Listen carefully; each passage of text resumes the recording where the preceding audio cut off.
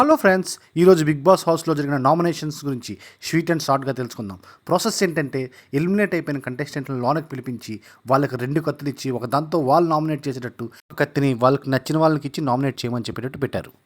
First Priya గారు వచ్చి సంజన గారిని నామినేట్ చేశారు. తర్వాత కళ్యాణ్కి కత్తిస్తే కళ్యాణ్ రాముని నామినేట్ చేశాడు. పెద్దగా ఏం రీజన్స్ లేవు, బట్ ప్రియా గారు చాలా చాలా చాలా చాలా డీసెంట్గా బిహేవ్ చేశారు. తర్వాత మనీష్ గారు వచ్చి కళ్యాణ్ నామినేట్ చేశారు.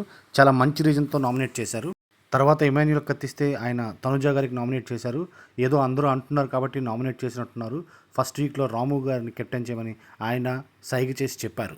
ఫ్లోరా గారు రీతు నామినేట్ చేసి సుమన్ గారికి కత్తిస్తే సుమన్ గారు సంజన గారిని నామినేట్ చేశారు. చాలా గట్టిగా ఇచ్చి పడేశాడు. తర్వాత శ్రీజ గారు వచ్చారు. ఆవిడ వచ్చి నామినేట్ చేయకుండా ఏవేవో మాట్లాడుతుంటే బిగ్ బాస్ ముందు నామినేట్ చేయమని చెప్పారు. ఆవిడ కళ్యాణ్ గారిని నామినేట్ చేశారు. ఏవో పెద్ద పెద్ద పదాలు ఉపయోగించి నామినేట్ చేశారు. కత్తిని మన మాధురి గారికి ఇచ్చారు. మాధురి గారు రితు గారిని నామినేట్ చేశారు. వీళ్ళిద్దరి మధ్య చాలా పెద్ద యుద్ధమే జరిగింది. మన శ్రీజ గారు మాత్రం మొదటి 2 వీక్లు ఎలా ఉన్నారో అలాగే ఉన్నారు, ఏం మారలేదు. బట్ చాలా చాలా మంచి ఎపిసోడ్ జరిగింది. నచ్చితే సబ్స్క్రైబ్ చేయండి ప్లీజ్.